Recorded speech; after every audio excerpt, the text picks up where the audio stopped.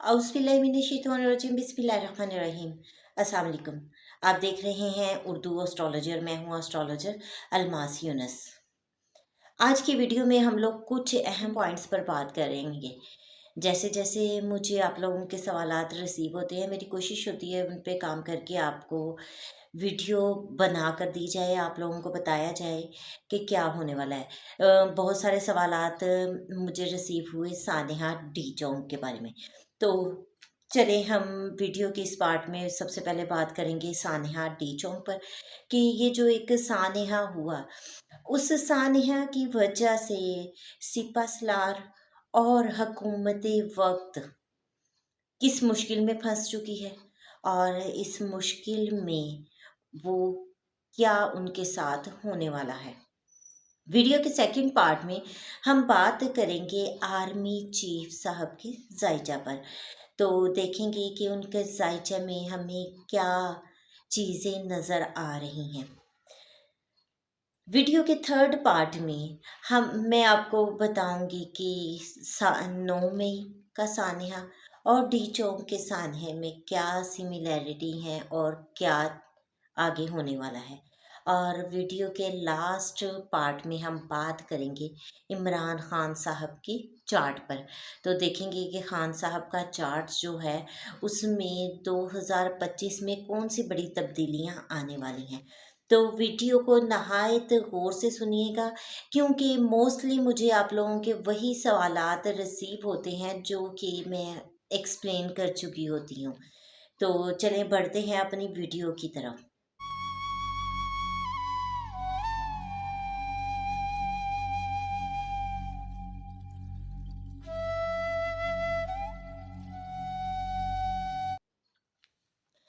सबसे पहले तो वीडियो का आगाज़ करने से पहले मैं आप लोगों को एक सिंपल सी बात बताती हूँ कि यहाँ सोशल मीडिया का दौर है और सोशल मीडिया के दौर में दस्तूर ज़ुबाबंदी है।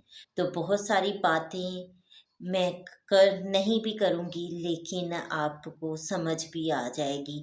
तो कोशिश मेरी होगी कि ना बोलकर भी आपको हर चीज़ समझा दी जाए। तो आप लोगों को खुद भी इस चीज़ का बहुत अच्छे से अंदाज़ा है। तो इस चीज़ को गौर से इसलिए मैं कहती हूँ वीडियो को देखिएगा ताकि आप हर चीज़ के बारे में वाज़ेह हो सकें। एक बात को ज़हन में रखिएगा कि हर चीज़ हतमी नहीं होती है। जो मैं आपके साथ चीज़ें शेयर करती हूँ, नॉलेज शेयर करती हूँ, ये मेरा बेसिकली नॉलेज है जिसकी बेस पे मैं आपसे बातें शेयर करती हूँ और ये प्रोबेबिलिटी का नॉलेज है।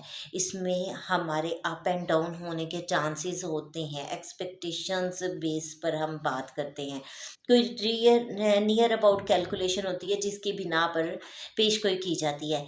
तो इस चीज़ को भी मद्देनज़र रखिएगा। सबसे पहले अगर बात की जाए आर्मी चीफ़ के हवाले से, तो आर्मी चीफ़ साहब का चार्ट मुझे जो है वो डिस्टर्ब होता दिखाई देता है।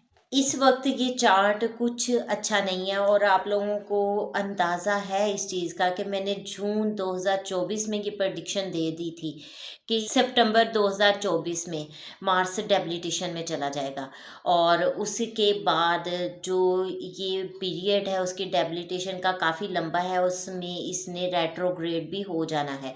तो इस टाइम पीरियड पर फोर्सेस बहुत बड़ी गलती करेंगी, उनसे ऐसी गलती हो जाएगी जो कि वो बहुत देर तक उसका ख़मियाज़ा भुगतेंगे। उसके अलावा मैंने आपको वाज़ेह अल्फाज में बताया था कि शदीद तरीन सिक्योरिटी खदशात नज़र आते हैं और आपने देखा सानहा डी चौंक एक दिल दहला देने वाला सानहा था जिसमें फोर्सेस और हुकूमत वक़्त एक बहुत बड़ी गलती कर बैठे हैं और इनकी गलतियाँ तो उस वक़्त हुकूमत की शुरू हो गई थी जब मैंने आपको प्रेडिक्शन दी थी कि ये ग्रहण जो है ये इनको बुरी तरह से डिस्टर्ब कर देगा और ग्रहण के बाद फौरी तौर पे सन डेबिलिटेशन में चला गया था जहाँ से गलतियों का आगाज़ हुआ था और उस गलती में सबसे पहली गलती इनकी आईनी तरमीम की थी। और मैंने वाज़ेह अल्फाज में कहा था कि आईनी तरमीम हो जाएगी, तो ऐसा ही हुआ। अब देखें कि इस वक़्त वहाँ से ये मुसलसल मैंने बताया था गलती करेंगे, अपनी एक गलती को छुपाने के लिए दूसरी गलती करेंगे और इनका ये सिलसिला जो है बढ़ता जाएगा। और मार्च और अप्रैल के मंथ्स जो हैं वो हर लिहाज से इनके लिए मुश्किल हो जाएंगे। एक चीज़ ज़हन में रखिएगा, 29 मार्च 2025 को सैटर्न का ट्रांजिट हो जाना है पाइसिस में। वहाँ पर ऑलरेडी राहु बैठा हुआ है और ये 29 मई 2025 को वहाँ से राहु का ट्रांजिट होना है और ये 2 माह इतने क्रिटिकल है सिर्फ हुकूमत वक्त के लिए नहीं, हर पर्सन के लिए। ठीक है, हर पर्सन को अपने चार्ट के मुताबिक उनको केयर से यूज़ करना है। मैंने सब चार्ट्स सब ज़ोडिएक साइन की वीडियो आप लोगों को दी हुई है, आप अपने ज़ोडिएक साइन के मुताबिक उसको देखें। अब ये जो पीरियड है ना, ये पाकिस्तान के लिए इंतहाई मुश्किल वक्त होगा और यहाँ पर बहुत सारी चीज़ें जो हैं वो बेनकाब होंगी। बहुत सारे हमने जो किए होंगे, गुल खिलाए होंगे, वो हमें वापस मिलेंगे। अब देखें, इन्होंने बहुत बड़ी गलती कर दी। पीटीआई और दुनिया इस सानहे को बहुत देर तक नहीं भूल पाएंगे और ये बहुत लंबा चलने वाला है। अभी फिलहाल मार्स डेबिलिटेशन में था, ठीक है, इन्होंने ये गलती कर दी क्योंकि इस वक्त इनके जहन में नहीं आया, अक्ल ने इनको ये शऊर नहीं दिया ऐसा ना करें। लेकिन दिसंबर में मार्स रेट्रोग्रेड हो रहा है और जैसे ही मार्स रेट्रोग्रेड होगा तो ये सारी चीज़ें इंटरनेशनल मीडिया पर एक पार पकड़ जाएंगी क्योंकि मार्स एनर्जी भी शो करता है, एग्रेशन शो करता है, तो ये सोशल मीडिया पर इतने ही एग्रेशन से उभरेंगी और हुकूमत वक्त के लिए दर्द सर बन जाएंगी।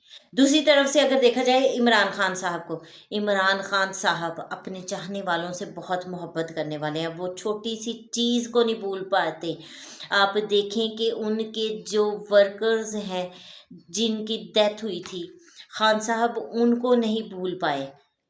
ज़िले इलाही वो अभी तक उसको नहीं भूल पाए या और वर्कर्स उनको नहीं भूल पाए। तो ये इतना बड़ा सानिया और इतना बड़ा जो इन्होंने गड़बड़ की है, कैसे कैसे भूल पाएंगे खान साहब इसको, वो इसको बिल्कुल नहीं भूलेंगे। और क्योंकि आप देखें खान साहब का चार्ट इंसानियत के लिहाज से बहुत स्ट्रॉन्ग चार्ट है, ठीक है। तो खान साहब ना सिर्फ इसके लिए जज्बाती होंगे बल्कि वो इसके लिए जो कुछ उनसे बन पाया करेंगे। डी चौक का मामला जो है वो अब 9 मई वाला मामला बनने वाला है। डी चौक को 9 मई सेम साने है, 9 मई से अब तक 9 मई चलता आ रहा था और अब उसके साथ एक डी चौक अटैच हो गया। तो ये बात जहन में रखिएगा कि जैसे 9 मई नहीं गिरा, नहीं ख़त्म हुआ, ऐसे डी चौक भी नहीं ख़त्म होने वाला। आप ये हिसाब लगा लें कि अभी तो पार्टी शुरू हुई है, ठीक है, तो ये पार्टी अभी बहुत लंबी चलने वाली है। तो यहाँ पर इस मामले में हुकूमत को सबसे ज़्यादा परेशान कुन हालात का सामना करना पड़ेगा। 26 नवंबर की अगर बात की जाए तो वो दिन धरने के लिहाज से बिल्कुल भी बेहतर नहीं था। बाकी इसकी जो कॉल थी वो मैंने आप लोगों को पहले ही बता दिया कि अच्छे वक्त पर नहीं दी गई। यह देखें, गलतियां हमसे भी हो जाती हैं और कोई भी गलती कर सकता है, हर कोई परफेक्ट नहीं होता है। तो यहाँ पर ये बात तो माननी पड़ेगी कि पीटीआई से ये जो टाइम है वो गलत चूज़ हुआ। वो किसी भी तरह से दे सकते हैं। देखेंगे तो एस्ट्रोलॉजिकल नॉलेज हम रखते हैं तो हमें पता चला कि ये टाइम सही नहीं था, लेकिन उन्होंने अपने तरफ से एक अच्छा जो है टाइम चूज़ किया था। तो अगर हम एस्ट्रोलॉजिकली देखें तो ये वक्त अच्छा नहीं था। फिर मैंने आपको बड़े वाज़ेह अल्फाज में बताया था कि इस वक्त पीटीआई का 8वां घर एक्टिव हो रहा है। 8वां घर हादसात का होता है, वो उनके लिए मुश्किलात खड़ी करेगा। बहुत बड़ा हादसा हो सकता है, यहाँ पर बहुत सारी जानों का ज़िया हो सकता है और ऐसा ही हुआ। तो इस लिहाज से देखा जाए तो पीटीआई की तरफ से भी इस वक्त का जो चूज़ करना था वो मुनासिब नहीं था। अब ये तमाम चीज़ें तो बहुत आगे जाने वाली हैं और ये सब चीज़ें बाउंस बैक भी हो सकती हैं। इस वक्त अगर देखा जाए तो हुकूमत और फोर्सेस का बहुत ज़्यादा मोहतात रहने वाला वक़्त है, लेकिन यहाँ पर ये गलतियों पे गलतियाँ करते जा रहे हैं और इनकी ये गलतियाँ इंटरनेशनल लेवल पर ना सिर्फ इनकी बल्कि पाकिस्तान की रुसवाई का बायस भी बन रही हैं। और मैंने वाज़ेह तौर पे कहा था कि अफ़वाज पाकिस्तान को इस वक़्त अपनी इज़्ज़त सँभालनी चाहिए। फ़ोर्सेज़ के हवाले से देखा जाए तो इस वक़्त लोगों में बहुत ज़्यादा बेचैनी बढ़ रही है। 2025 को अगर देखा जाए तो वो चीफ जस्टिस के लिहाज से और हुकूमत के लिहाज से बहुत बड़ा मुश्किल वक़्त बन गया है, यानी कि डी चौक का ये सान्या जो है उसकी वजह से अवाम जो है जो पहले ही थोड़ा इन पर ट्रस्ट अपना गँवा बैठे थे, इन बजाय इसके कि इनको वो अपनी चीज़ों को वापस लेते, इन्होंने गलतियों पे गलतियाँ की और उस चीज़ को मज़ीद जो है ख़राब कर लिया। तो ये जो वाक़या है ये तो अब इनके गले की हड्डी बन चुका है। ऐसी हड्डी जिसको ना निगल सकते हैं, ना उगल सकते हैं और यही इनके जाने के लिए बहुत बड़ा खतरा बन चुकी है। चूँकि मार्च से डेबिलिटेड है और पीटीआई की अगर बात की जाए तो पीटीआई की एनर्जी अभी फ़िलहाल हमें डाउन नज़र आती है और आगे से अगर देखा जाए, अच्छा आप लोगों को याद होगा कि इमरान खान साहब के चार्ट में मैंने बड़े वाज़ेह तौर पे बताया था कि खान साहब के पास एक डील की ऑप्शन आएगी और हो सकता है वो किसी वजह से डील हो ना पाए। तो आप देखें बिल्कुल ऐसा ही हुआ। यहाँ पर खान साहब के पास डील हुई जिसमें वाज़ेह तौर पर बताया गया था कि उनको 6 दिन बाद बनीकाला शिफ्ट कर दिया जाएगा। अब क्या था, मरकरी रेट्रोग्रेड हुआ उसी टाइम पे। मैंने आपको बताया था ये टाइम सूटेबल नहीं है। मरकरी जैसे ही रेट्रोग्रेड हुआ, मिसकम्युनिकेशन हुई और बुशरा बीबी तक वो बातें पहुंच नहीं सकी, अच्छे अंदाज से पैगाम नहीं पहुंच सका और ये एक मिसकम्युनिकेशन की वजह से सारी चीज़ें मिसलीड हो गई और वो जो डील की ऑप्शन थी यहाँ पर ख़त्म हो गई। लेकिन फिर भी अभी दिसंबर और जनवरी इस लिहाज से फिर भी एक्टिव है। यहाँ पर एक बार फिर खान साहब के लिए कोई ऑप्शन बन सकती है। हाँ, एक चीज़ यहाँ पर होगी कि आने वाले वक़्त में खान साहब के हमें मज़ीद स्ट्रॉन्ग बयानात देखने को मिल सकते हैं। उनका बयानिया पहले से भी स्ट्रॉन्ग हो जाएगा और वो इन तमाम चीज़ों के लिए सर तोड़ कोशिश करेंगे। लेकिन एक बार-बार मैंने आप लोगों को इस चीज़ के बारे में वाज़ेह किया है कि फरवरी, मार्च और अप्रैल के मंथ खान साहब के लिए कुछ मुनासिब नहीं है, ठीक है? उनको सवेर किस्म के हेल्थ इश्यूज़ या बहुत बड़ी मुश्किलात का सामना करना पड़ सकता है। ओवरऑल देखा जाए ना तो खान साहब का चार्ट 2025 के मिड में जाके कुछ बेहतरी की तरफ आएगा। जब जुपिटर का ट्रांजिट होगा और ये 15 मई को होगा उसमें, और जुपिटर का ये ट्रांजिट जो है खान साहब के 7th हाउस में हो जाएगा, जो उनके मुखालिफिन को टफ टाइम देगा और खान साहब को बहुत बड़ी सपोर्ट देने वाला है।